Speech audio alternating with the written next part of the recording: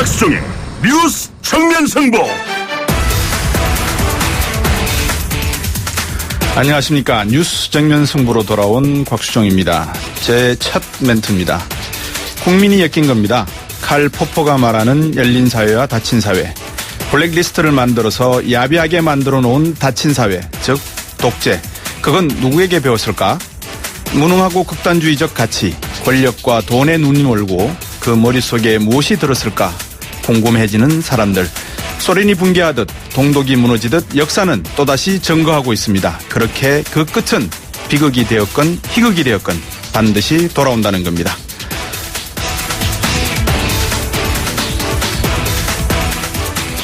곽수종의 뉴스 정면 승부, 오늘 저희가 준비한 순서 알려드리겠습니다. 오랜만에 반갑게 불러보는 이름입니다. 김성은 아나운서.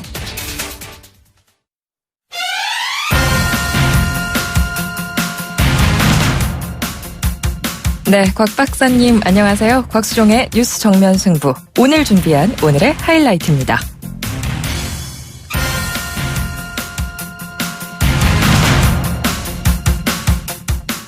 개혁 보수신당이 새누리당과 분당을 선언하고 원내 교섭단체를 만든 지 일주일이 지났는데요. 새누리당 위기를 맞은 모습입니다.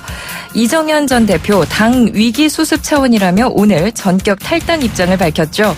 인적 청산에 강력 반발하고 있는 친박계 인사들의 향후 거취가 주목되는 가운데 개혁 보수신당에서는 새누리당 의원들의 추가 합류도 기대하는 분위기입니다. 오늘 2부에서는 개혁 보수신당 주호영 원내대표를 연결해서 관련 이야기 나눠보겠습니다. 3부에서는 안희정 충남도 지사를 연결합니다. 야권의 잠룡으로 꼽히는 분이죠.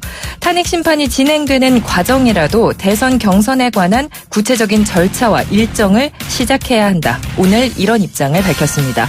직접 연결해서 자세한 입장 들어보고요. 이어서 박근혜 정부 비선실세 최순실 씨의 딸 정유라 씨 체포 소식 전해드려야겠죠. 덴마크 현지 경찰에 체포됐다는 소식 전해졌는데요. 박영수 특검 정 씨의 국내 송환 절차에 들어갔습니다. 관련 내용 짚어보겠습니다.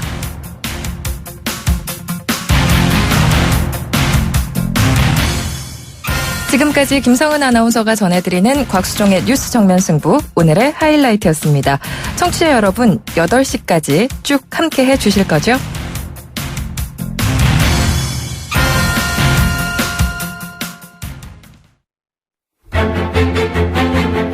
곽수종이 꿈꾸는 정의롭고 원칙이 살아있는 대한민국. 청취자 여러분과 함께 만들어가겠습니다.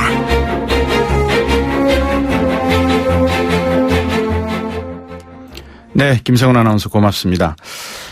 이번에는 오늘 주요 이슈 한번 살펴보도록 하겠습니다. 지위만 유지할 뿐 권한 행사에는 정지된 박근혜 대통령. 이 새해 첫날 어제 여러분들 뉴스로 들어보셨겠지만 간담회 가진 것 같습니다. 형식도 내용도 지극히 부적절했다, 이런 평가가 아주 많이 나오고 있는데요. 내일 탄핵 심판의 본게임 격인 이 변론 기일이 시작되지 않습니까? 대통령 속내를 한번 알아볼까 합니다. 그 다음에 새누리당 이정현 대표 오늘 탈당을 전격 선언했죠. 야3당 그리고 이정현 전 대표의 새누리 탈당에 대해서 의미 없는 일이다, 의미 없다, 이런 말씀을 하고 있습니다. 평가절하하고 있는데요. 정치시사 파워블로거 IM 피터 임명도 씨와 함께 자세한 이야기 나눠보겠습니다. 임명도 씨. 네, 안녕하십니까. 네, 제가 방금 한 3개 정도 꼭지를 말씀을 드렸는데 박근혜 대통령 어제 기자간담회 거 한번 들어보셨습니까?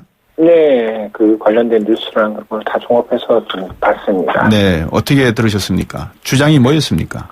네, 박 대통령의 답변을 요약하면 이제 대통령으로서 할 일은 다 했다. 네. 대부분의 언론 보도는 사실이 아니다라고 이렇게 요약할 수 있습니다. 가장 많은 시간을 할애했던 세월호 7시간 의혹에 대해서도 관저에서 전화로 보고도 받고 네. 지시도 했으며 중대본에 늦게 간 이유는 경호상의 이유 때문이지 이용 시술 때문은 아니라고도 밝혔습니다. 근데 하지만 이제 청와대 경호실 사정을 고려해도 신속하게 중대본을 가지 못한 부분은 좀 쉽게 이해되기 좀 어렵죠. 삼성과 제일모직 합병에 대해서도 완전히 엮은 것이라며 도구를 받을 생각은 손톱만큼도 없었다고 주장했었습니다. 그러나 특검팀 관계자에 따르면은 박근혜 대통령은 이재용 삼성전자 부회장과의 독대 자리에서 승마 지원이 늦어진 부분에 대해서 크게 화를 냈고 이후 이 부회장이 서둘러 지원대책 회의를 소집해 지원한 있다고 알려지고 있습니다. 네네. 그러니까 박근혜 대통령은 이제 모든 사람은 자기 사회적 영역이 있다라며 뭐 순방 등 시체 적응이나 필요 때문에 영양주사 등을 맞을 수 있다는 식으로 말했는데, 이건 변호인 측이 주장하고 있는 사생활 등을 내세움으로써 자신에게 쏟아지는 어떤 도덕적 비난을 회피하려는 발언으로 해석할 수 있죠. 네. 전체적으로 이제 기자 간담회에 나왔던 얘기를 보면 국민이 생각하고 있는 어떤 탄핵 사유와 박 대통령이 주장하는 사실과의 차이가 매우 크다고 좀 볼 수 있습니다. 그런데 말입니다. 어제 카메라도 가지고 오지 마라, 그리고 노트북도 가지고 오지 마라 그랬지 않습니까? 네. 근데 화면이 나오더라고요. 그거는 누가 만든 화면입니까? 그냥 그건 이제 청와대 전속 사진사와 예. 청와대 전속 이제 카메라맨이 네. 찍어서 이제 제공한 거죠. 분위기는 기자분들하고 아주 화기애애한 분위기 같은데, 뭐 분위기가 그래도 되는 겁니까? 예를 들어서 기자분들 중에서 질문하시면서 웃고 그러시던데, 대통령의 말씀에 공감한다는 겁니까? 동정이 간다는 겁니까? 뭐 어떤 의미입니까? 그런 거는? 예, 어저께 이제 기자간담회가 굉장히 신속하게 이루어졌어요. 이렇게 원래는 한강훈 비서실장이 이제 밥을 먹는 오천 자리가 있었는데, 네. 갑자기 뭐 대통령 만나고 싶다. 가자. 그래서 30분 뒤에 갑자기 기자들이 막 헐레벌떡 뛰어갖고 들어오거든요. 네. 일부 기자들은 뭐 운동복 차림으로 가기도 했다고 하는데, 어떤 면에서는 도대체 좀 얘기를 듣자. 뭐, 기자들은 어찌됐든 뭐 하나라도 이제 그 기사를 따와야 되니까는. 네. 그러니까 이제 한강욱 비서실장하고 식사를 하는 도중에 한강욱 네. 비서실장이 대통령과 한번 말씀을 나눠보는 게 어떻겠습니까? 갑자기 제안을 해서 식사하다가 허겁지겁 달려간 기자들도 있고, 예. 안에서 운동을 하다가, 그러니까 뭐 춘추관 이런 데는 운동시설도 있는 모양이죠. 네, 그렇죠. 운동을 하다가 갑자기 운동복 차림으로 뛰어간 기자들도 있고. 네, 그렇습니다. 그런데 그런 기자분들에게 뭐 카메라도 메고 오지 마라, 노트북도 가지고 오지 마라라고 할 필요도 없는 거 아닙니까? 사실 그러면? 그렇죠. 이제 이게 뭐냐면은, 그러니까는 박근혜 대통령의 기자간담회는 사실 보도를 위한 전제로 조건으로 한 간담회였거든요. 네. 그러니까는 예전에 그 대통령 직무정지됐을 때 기자를 만난 사례가 있습니다. 노무현 대통령 때도 네. 노무현 대통령 기자들과 같이 북악산 산행을 갔습니다. 네. 북악산 산행을요. 예. 네. 그런데 그 당시에 뭐냐면은 비보도. 그러니까 언론에 공개되지 않는 그냥 뭐 기자들끼리 같이 산행을 한 거고. 그냥 개인 뭐 등산하듯이. 그렇습니다. 네네. 그런데 어저께는 뭐냐면은 분명히 전제를 조건으로. 네. 그래서 이제 뭐 보도할 것인지 뻔히 아는 상황에서 기자들 모은 거죠.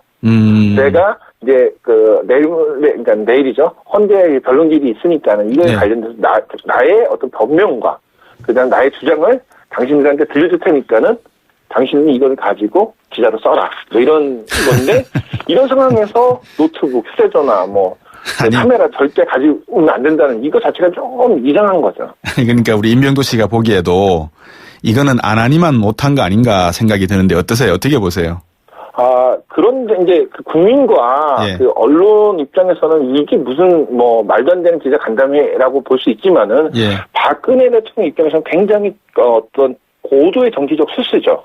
이걸 고도의 정치적 술수라고 생각하세요? 저는 아주 낮은 단계의 정치적 꼼수라고 보는데.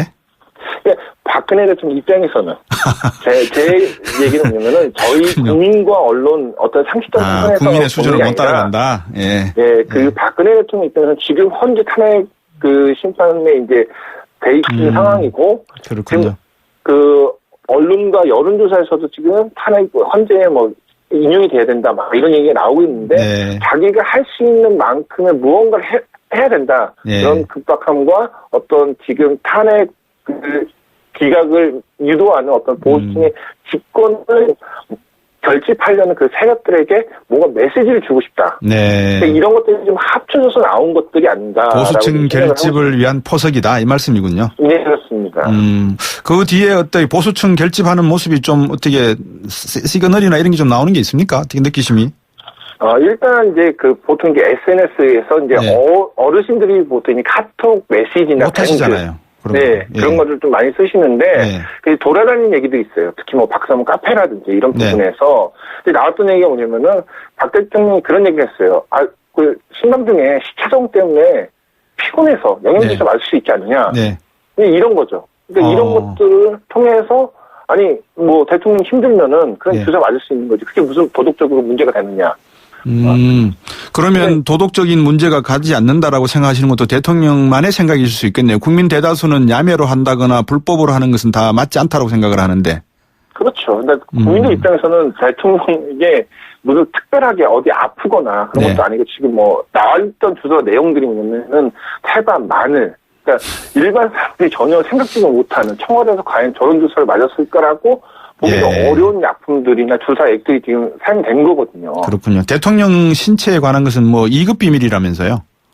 이게 2급 비밀은 맞는데 예. 이제 지금 우리가 중요시 여기는 게 뭐냐면 행적이거든요. 네. 그러니까 그 일정을 아직까지도 지금 공개를 하지 않았습니다. 세월호 뭐 7시간 동안 뭐 자기는 다 했다고 하는데 네. 그 일본과 미국은요 분단위로 그걸 다 공개를 합니다. 예. 그러니까 이걸 공개를 했으면 이미 이런 일들이 필요 없죠.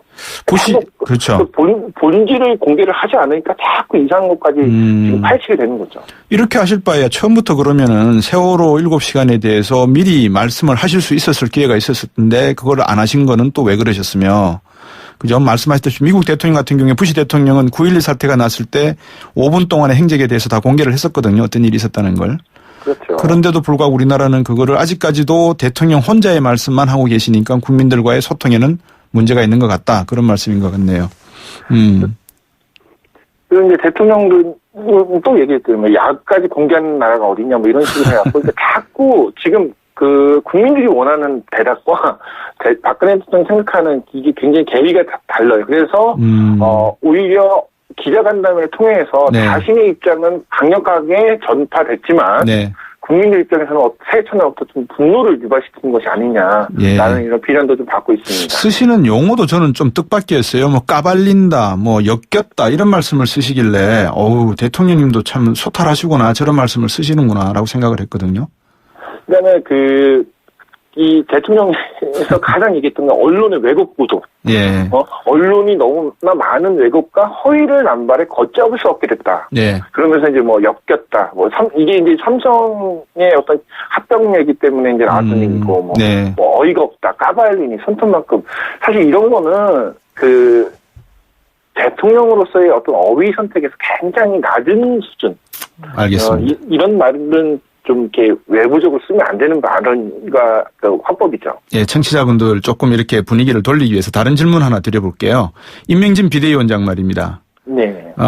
일단 미확인 살생부 돌고 있다 이런 소문과 함께 지도부 좀 나가달라는 말씀들을 하고 있지 않습니까?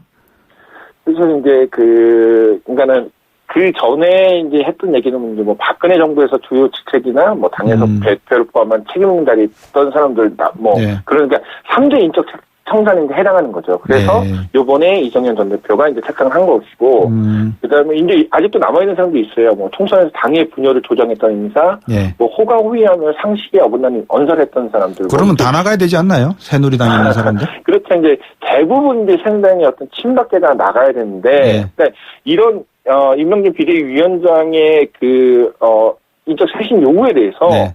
친박은 굉장히 반발을 하고 있는 거죠. 그래서 사실 이제 최경환 서청원 의원뿐만 아니라 이제 친박 핵심 분들이 네. 일단 1월 1일에 모였습니다. 네. 예, 모여서 너무한 거 아니냐. 이게 처음에는 당을 깨자는 거냐 그러면서 네. 또 나왔던 얘기는 떠밀리는 나갈 수는 없다. 또 얘기했던 것 중에 하나가 그런 말이 있죠. 어차피 나가려고 생각을 하고 있는데 왜 자꾸 우리를 떠밀느냐. 쇼하는 거 아니에요 혹시? 그런 부분도 있을 수 있죠. 제가 생각할 때는 지금 1월 3일 날 네. 이명희 비대위원장이 지금 이제 건강상 입원하고 있는데 예. 3일 날 친박이 모이기로 했어요. 네. 모여서 이제 다시 이제 임명진 비대위원장과 얘기를 나눈다고 하는데 네. 제가 볼 때는 그때 어떻게 그러니까 뭐냐면은 탈당뿐만 아니라 이선 퇴진이라는 얘기도 있었거든요. 네. 그러니까 이걸 그때 이제 조율을 좀 해서 네. 앞으로 완전히 탈당할 것이냐 아니면 너네들은 이선으로 빠지고 임명진 비대위원장이 새로운 비대위로 구성할 수 있도록 후원을 여건을 만들어 줄겠냐 이런 타협이 있을 수 있다고 좀 보고 있습니다. 예. 하여튼 2017년 새해 우리 대통령부터 시작을 해서 새누리당까지 갑갑한 게 계속될 수밖에 없다라는 느낌에 좀 먹먹하네요. 어쨌든 제가 이 예정에도 없는 질문도 드리고 했는데 너무 상세하게 대답을 잘해 주셔서 감사합니다. 앞으로 계속 좀 잘 부탁드리겠습니다. 고맙습니다. 예, 고맙습니다. 네, 지금까지 정치블로거 IM 피터였습니다. 크리네어 테크 집중기 주물 작업 연마 작업 페인트 작업 분진가스 냄새 연기 작업장 분진 이 세상에 못 없애는 분진이 어딨어 크리네어